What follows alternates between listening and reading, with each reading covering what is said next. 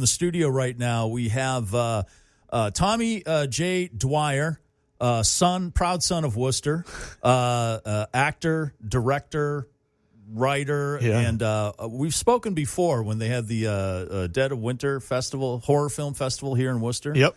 You had a film in there called Solus. We did. And we talked about that, a horror film. And how's that doing these days? Because I saw it won a couple of awards. Yeah, Solus is doing great. So, we made the film right here in Worcester, shot the entire thing here. We used Worcester talent, Worcester crew, and it's doing great. So it's been in several film festivals now kind of across the world, and it's won over 19 awards.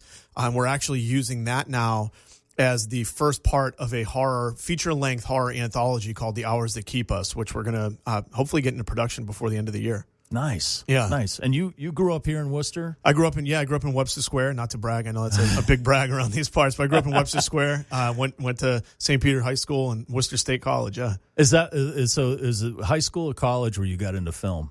I mean, I've always wanted to do it. I was like the weird little kid that would like dress up like Doc Holliday and Maverick. I thought I was Maverick for like the first 5 years of my life, which, by the way, guys, I shouldn't have been watching Top Gun when I was like 5, but I was.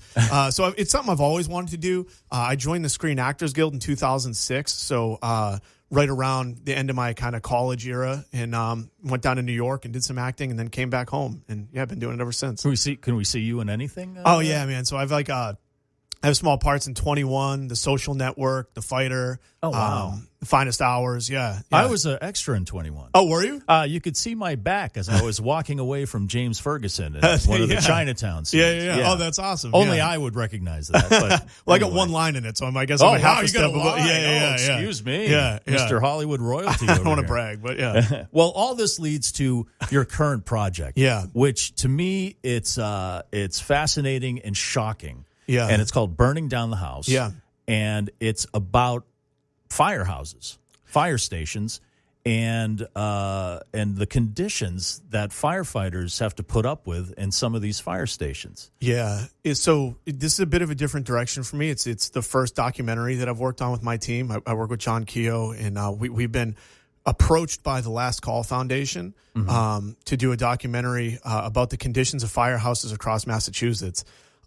Being a son of a firefighter, and all my uncles and cousins are firefighters, it's something that I was aware of, but I don't think the public is generally aware of. I think we think of firefighters when, there's a tragedy or a big fire and we see them on the news, but I think 99% of the time we drive right past those firehouses and we don't really give it a second thought, nor would I expect you to. But I think with this documentary, what we want to do is open the eyes to like the conditions these guys are spending most of their lives in, And you're starting out here in your hometown. Yeah, absolutely. And can you mention the firehouse you're working with? Are you working with all of them? No, so we're working at South Division right now. Okay. Working with Engine 13, Engine 2, Ladder 4, I believe.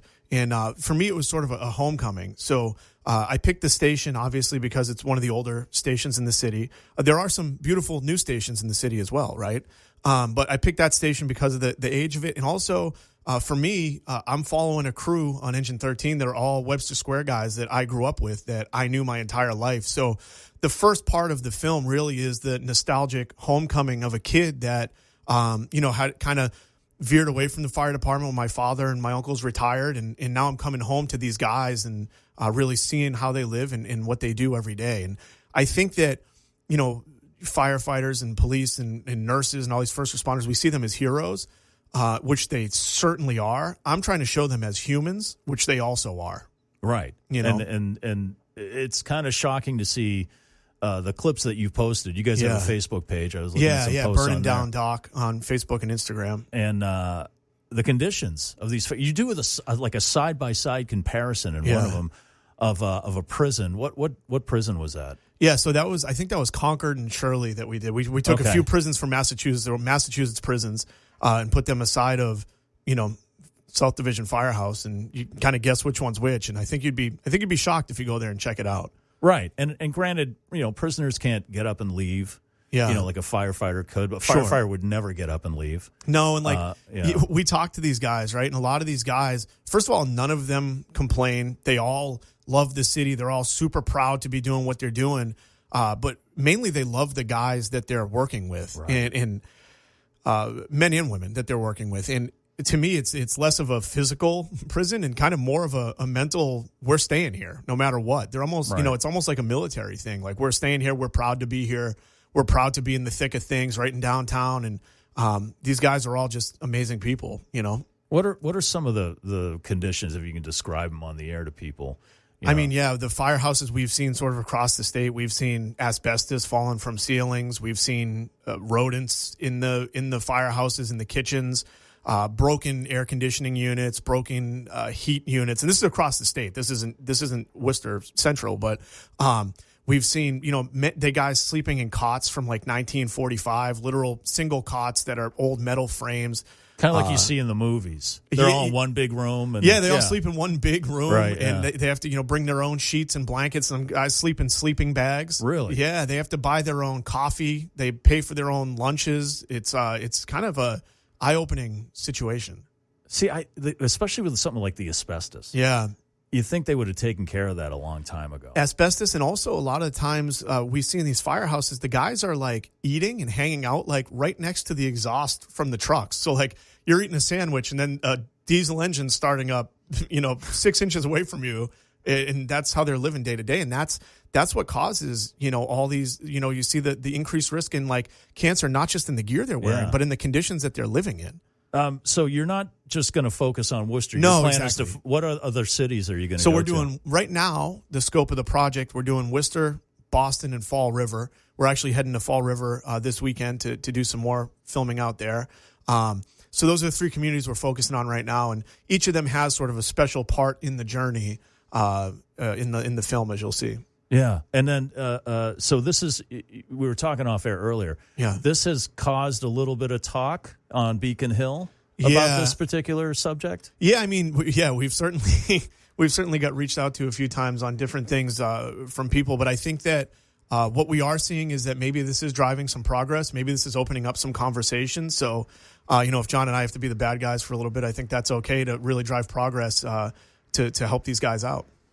And what do you say to the person that's like, well, my tax dollars are paying for their stuff, and if they they don't like it or whatever, what do you say to a person? Yeah, who's absolutely. going like I think that it's almost like insurance. Everyone complains about it until you need it, right? But I mean, these are men and women that are putting their life at risk to save your house, save your family. Also, there's a large part of this that maybe this isn't municipality related. Like maybe these projects are much like schools that have funding from the state and federal funding. Like, why are we not doing that with firehouses, right? Like, why does it all fall on the municipality? That might be a bigger question that needs to be looked at too. This could be, why isn't there subsidy from the state, from the federal government to help build firehouses that are safe and effective for these men and women to live in? We're not talking about creature comforts. I'm not like, their TV's not big enough. It's like, they need an espresso maker. Yeah, exactly. It's like, no, these men and women are like sleeping with asbestos falling on their heads like snowflakes. Yeah. While trying to save the lives and property of their communities, Yeah. So what's the estimated time of completion? I know it's tough to tell because you're still in the process with projects, especially like film, and absolutely it could take a long break or whatever. So for sure, what would be the estimated time where people can maybe see something? So we're trying to get this into the festival circuit by the end of the year. I think some of the process that we're running into here is in terms of like permitting from cities and states and communities. Like a lot of that stuff's where we're getting held up right now. But by the end of the year, we're going to hopefully get this in some film festivals. And we're targeting some larger festivals. We have some big name folks that we're attaching to this that we're really, really excited to announce that we haven't even announced yet.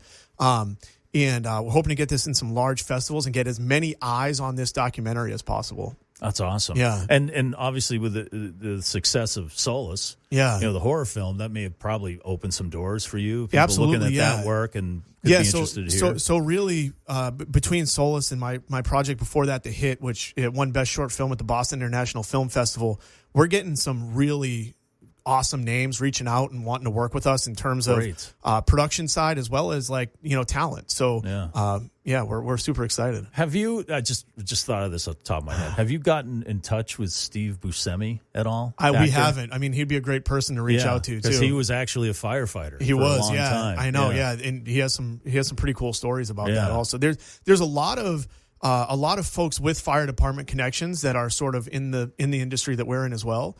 So yeah, that is a potential, is to reach out and connect with them too. Maybe you listen. Hey, Steve, if you're listening. Yeah. Oh yeah, he's a regular listener. He's a regular listener. Right? He might call in. You know? He does all the time. Sometimes I'm just like, Steve, I'm busy. Hey, Steve, dude, come on. Yeah. So how can people support this project?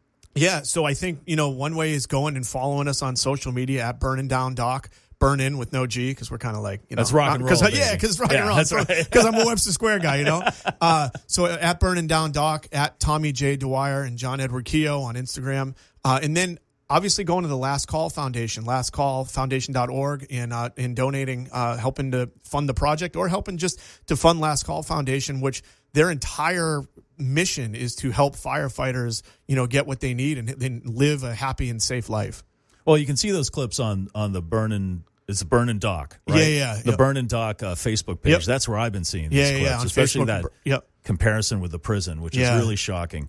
So you can go there right now and check that out. Yeah. And I appreciate what you guys are doing. Thank you. This is, to me, a very important project, and it was shocking to me. You mentioned at the beginning some people, may be shocked to find out, that was me. Yeah. I've only been in a couple of firehouses. Yeah. And they're clean. They look great. But it's at times you're like, oh, geez, you think they would do a little more for these men and women. 100%. They're the ones cleaning it too. Like the men and women there are the ones cleaning it. And a lot of the fixes that you see, we're like, oh, that's kind of cool. They're like, oh yeah, we did that. Or Frank's a carpenter, he built this. Yeah, or, they all have a secondary talent. Exactly. Where, absolutely. Exactly. Well, Tommy J. Dwyer, director, actor, Webster Square dude. Thank you for coming in. Thanks for having me. Thank you for this work you're doing. We'll post this interview, if you missed the first part of it, up at pikefm.com shortly after the show, and we'll spread around all your social information. Thank you very much. So people can see this and get this message. So we appreciate you coming in, man. Thank you very much.